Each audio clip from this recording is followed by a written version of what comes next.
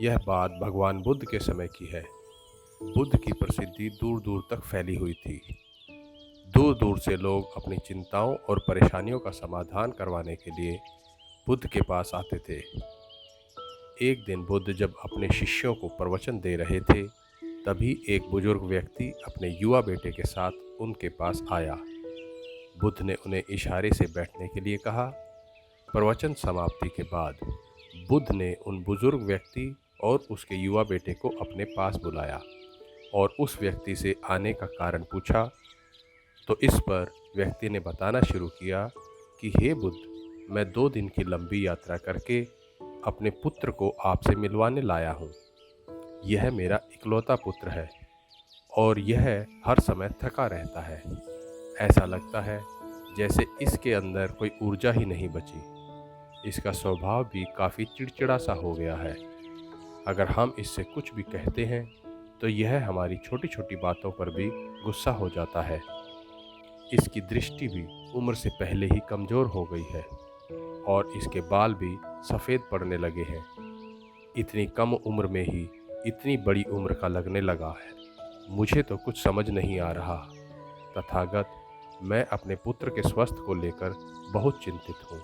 वृद्ध व्यक्ति ने आगे बताया कि उसका पुत्र बहुत अधिक तनाव लेता है, इसलिए उसकी ऐसी हालत हो गई है। लेकिन मुझे तनाव का मतलब समझ नहीं आया। मुझे नहीं पता कि तनाव होता क्या है, यह किन कारणों से आता है और इसे कैसे अपने पुत्र के दिमाग से निकालूं। लेकिन मुझे सबसे पहले तो यह समझना है कि तनाव होता क्या है। इसलिए तथागत, मैं आपके पास आया हूँ। कृपया आप मेरी समस्या का समाधान करें। यह सुनकर बुद्ध ने उसके पुत्र को ध्यान से देखते हुए कहा कि तनाव लेना तो कोई नहीं चाहता, लेकिन फिर भी यह तनाव लोगों के दिमाग को दीमक की तरह खाता रहता है और व्यक्ति जान भी नहीं पाता कि वह तनाव में जी रहा है। लेकिन अगर व्यक्ति तनाव के कारणों को अच्छे से समझ ले और इसके बारे में जान ले कि वह तनाव में है, तो वह इस समस्या का समाधान भी खोज सकता है। सबसे पहले तो तुम यह समझो कि तनाव होता क्या है। जब भी कोई व्यक्ति कोई काम कर रहा होता है, लेकिन उसका मन कहीं दूर भटक रहा होता है, कल्पनाओं में होता है, तो उसके शरीर और मन के बीच एक दूरी पैदा हो जाती है। यह दूरी जितनी अधिक होगी, व्यक्ति उतना ही अधिक तनाव और चिंता की अवस्था में होता है। और शरीर व मन के बीच की इसी दूरी और खिंचाव को तनाव कहा जाता है। जरा सोचो कि कोई व्यक्ति अपना कोई पसंदीदा खेल खेलने के बाद भी चुस्ती और प्रसन्नता से क्यों भर जाता है, जबकि उसका शरीर तो थका है। लेकिन समझने वाली बात यह है कि खेलते समय मन और शरीर एक साथ पूरी तरह से उस खेल में केंद्रित होते हैं, जिससे शरीर और मन के बीच दूरी पैदा नहीं होती और कोई तनाव पैदा नहीं होता। और अगर दिमाग में कोई तनाव होता है तो वह भी दूर हो जाता है। लेकिन इसके विपरीत, जब हम कोई ऐसा काम करते हैं जो हमें पसंद नहीं है, तो हमारा शरीर तो उस काम को कर रहा होता है, लेकिन हमारा मन कहीं दूर कल्पनाओं में भटक रहा होता है, जिससे शरीर और मन के बीच एक दूरी पैदा हो जाती है, जिससे तनाव उत्पन्न हो जाता है। इसलिए व्यक्ति को एक समय पर सिर्फ एक ही काम करना चाहिए और अपने तन और मन की सारी शक्ति उसी एक काम पर लगा देनी चाहिए, जिससे व्यक्ति के अंदर तनाव पैदा ही ना हो सके। इसके बाद बुद्ध ने कहा, तनाव पैदा होने के मुख्य 8 कारण होते हैं। जिसने इन कारणों को समझ लिया, वह जीवन भर तनाव मुक्त रह सकता है। तो मुख्य कारणों में सबसे पहला कारण है अति महत्वाकांक्षी होना। महत्वाकांक्षी होना अच्छी बात है, लेकिन इंसान की आकांक्षाएं कभी पूरी नहीं होती। उसकी एक आकांक्षा पूरी हुई नहीं कि वह दूसरी की तरफ भागने लगता है, दूसरी पूरी हुई तो तीसरी की तरफ, और इस तरह वह अपनी आकांक्षाओं को पाने के लिए जिंदगी भर यहाँ से वहाँ भटकता रहता है। इसलिए जो व्यक्ति अति महत्वाकांक्षी होता है, जिसके बड़े बड़े लक्ष्य होते हैं, वह वर्तमान में कभी नहीं रह सकता। उसका मन सदैव भविष्य की योजनाएं बनाने में व्यस्त रहता है। उसका शरीर तो वर्तमान में रहता है, लेकिन मन भविष्य में रहता है, जिससे मन और शरीर के बीच दूरी पैदा हो जाती है और वह तनाव भरी जिंदगी जीने लगता है। बुद्ध के मुंह से यह बात सुनकर उस लड़के ने बुद्ध से पूछा, तो क्या इसका मतलब कि हमें लक्ष्य नहीं बनाना चाहिए, क्योंकि लक्ष्य बनाना भी तो महत्वाकांक्षी होना ही है। इस पर बुद्ध ने कहा, जीवन में लक्ष्य बनाना कोई गलत बात नहीं है, लेकिन समस्या तब उत्पन्न होती है जब वह अपना पूरा ध्यान उस लक्ष्य से मिलने वाले परिणाम पर लगा देता है और उसके परिणाम की चिंता करता रहता है। व्यक्ति को वर्तमान में जीना आना चाहिए। आप लक्ष्य बनाइए और उस लक्ष्य की प्राप्ति के लिए कड़ी मेहनत करिए, लेकिन साथ ही साथ आपको इस बात का भी ज्ञान होना चाहिए कि आप वर्तमान में जी रहे हैं और वर्तमान ही सत्य है। बुद्ध ने आगे कहा, तनाव का दूसरा मुख्य कारण ईर्ष्या है। जब व्यक्ति ईर्ष्या और जलन से भर जाता है तो उसका मन अंदर से सड़ने लगता है। ईर्ष्या एक आंतरिक घाव है। आंतरिक घाव यानी मन का घाव। व्यक्ति शरीर के घाव तो भर सकता है, लेकिन मन का घाव कभी नहीं भर सकता। इसलिए व्यक्ति को दूसरों की खुशी और तरक्की से कभी ईर्ष्या नहीं करनी चाहिए, क्योंकि ईर्ष्या तनाव का कारण है। बुद्ध ने तनाव का तीसरा कारण बताते हुए कहा, तीसरा कारण है उबाऊ काम करना। इससे भी मन में तनाव पैदा होता है। जो काम करना हमें पसंद ही नहीं, जिस काम में हमारी रुचि ही नहीं है, उस काम में हमारा मन लग ही नहीं सकता। हमारा शरीर तो वहीं होता है, किंतु हमारा मन कल्पनाओं की उड़ान भरता रहता है, जिससे शरीर और मन के बीच दूरी पैदा हो जाती है और व्यक्ति तनावग्रस्त हो जाता है। इसलिए इंसान को हमेशा अपनी रुचि के अनुसार ही कार्य करना चाहिए।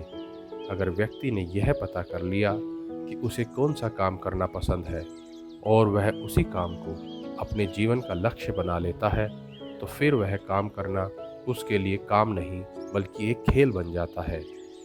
तनाव का चौथा कारण होता है दूसरों से उम्मीद। बुद्ध ने उस व्यक्ति की ओर इशारा करते हुए कहा, एक पिता होने के नाते तुम्हारी अपने पुत्र से बहुत सारी अपेक्षाएं होंगी कि तुम्हारा पुत्र एक बहुत कामयाब इंसान बने, तुम्हारा नाम रोशन करे, तुम जैसा चाहते हो उस तरह का जीवन जिए, तुम्हारी हर बात माने।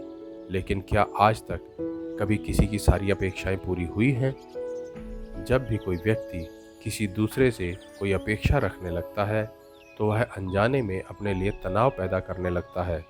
जरा सोचो कि अगर तुम्हारा बेटा तुम्हारे अनुसार काम नहीं कर रहा है और वह नहीं बन पा रहा है जो तुम उसे बनाना चाहते हो, तो निश्चित रूप से ही तुम्हारे दिमाग को तनाव पकड़ लेगा।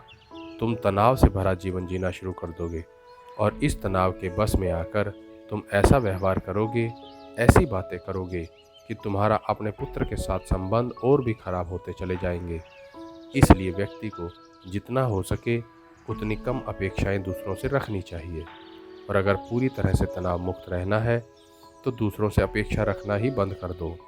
इसके बाद बुद्ध ने पांचवा कारण बताया, शारीरिक कष्ट। शारीरिक कष्ट भी इंसान के तनाव का एक कारण होता है। जब व्यक्ति किसी शारीरिक पीड़ा से गुजर रहा होता है तो उसका पूरा ध्यान अपने उस शारीरिक दर्द पर होता है और वह पूरे दिन बस उसी के बारे में सोचता रहता है, जिससे उसका मन दुख के विचारों से भर जाता है और ऐसी स्थिति में व्यक्ति तनावग्रस्त रहने लगता है। यह सुन उस बुजुर्ग व्यक्ति ने कहा कि हे बुद्ध, शारीरिक दुख तो किसी भी व्यक्ति को हो सकता है, तो क्या फिर व्यक्ति जीवन भर तनाव में ही जिएगा? बुद्ध ने जवाब में कहा कि इंसान को यह बात समझनी चाहिए कि हमारा जीवन दुखों का आधार है। जैसे जैसे हमारा जीवन आगे बढ़ता है, इसमें दुख आते हैं, बीमारियां आती हैं और फिर अंत में मृत्यु भी आती है। तो बीमारियां इंसान के जीवन का अभिन्न अंग है, कोई इनसे बच नहीं सकता। बस किसी के जीवन में यह समय से पहले आ जाती हैं तो किसी के बाद में आती हैं।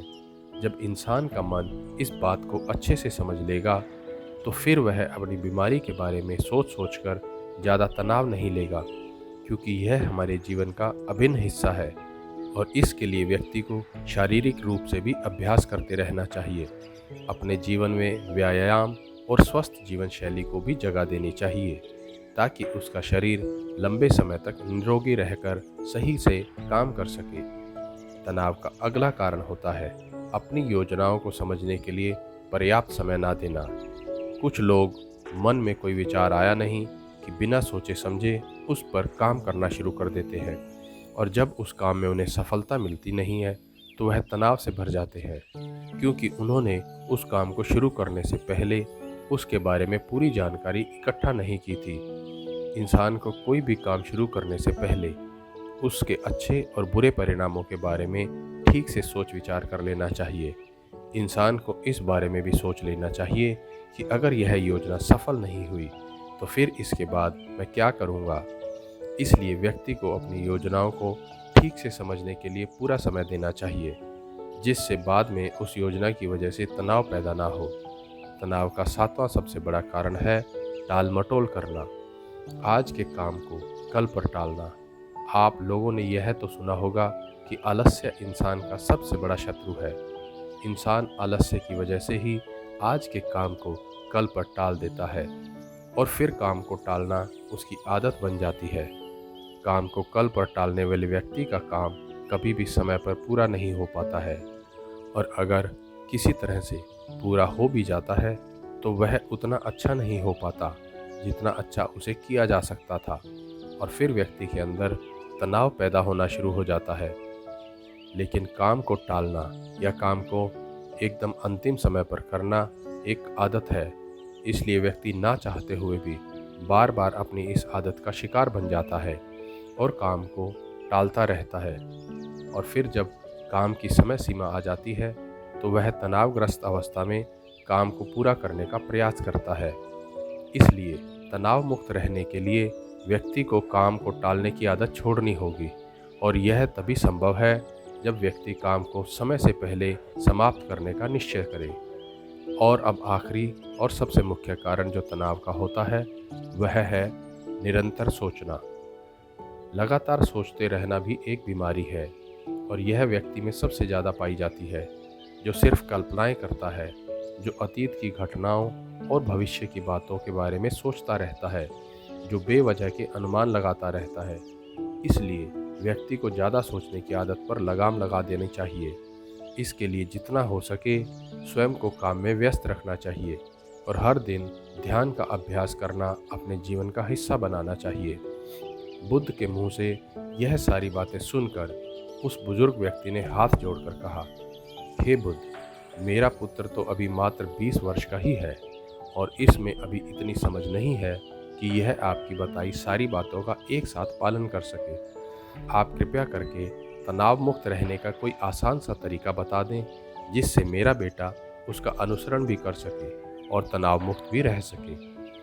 उस व्यक्ति की यह प्रार्थना सुनकर बुद्ध ने कहा, अगर तुम इन सारी बातों का पालन नहीं कर सकते तो इसके लिए एक बहुत ही आसान सी विधि है।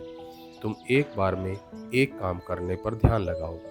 जो भी काम कर रहे हो उस समय पर सिर्फ उसी काम को करो, सिर्फ उसी पर ही अपना पूरा ध्यान लगाओ। और अगर तुम्हारा मन इधर उधर भटक जाता है तो जैसे ही तुम्हें याद आए उसे वापस फिर उसी काम में लगा दो। यह सबसे आसान और अच्छा तरीका है तनाव मुक्त रहने का। जब तुम भोजन करो तो उस समय सिर्फ भोजन ही करो, उसके पूरे स्वाद का आनंद लो, उसका अनुभव करो। जब तुम चलते हो तब अपना पूरा ध्यान सिर्फ चलने में ही लगा दो। इससे तुम्हारा मन और तुम्हारा शरीर दोनों एक जगह पर केंद्रित रहेंगे। दोनों के बीच दूरी पैदा नहीं होगी, जो कि तनाव का मुख्य कारण होती है। इसलिए जहाँ तक संभव हो सके एक समय पर सिर्फ एक ही काम करने का प्रयास करें, वह भी पूरे ध्यान के साथ। तो दोस्तों, उम्मीद करता हूँ आपको इस कहानी से कुछ सीखने को मिला होगा। यदि सीखने को मिला तो प्लीज़ मेरे चैनल को सब्सक्राइब करें, वीडियो को लाइक करें और शेयर करें। धन्यवाद।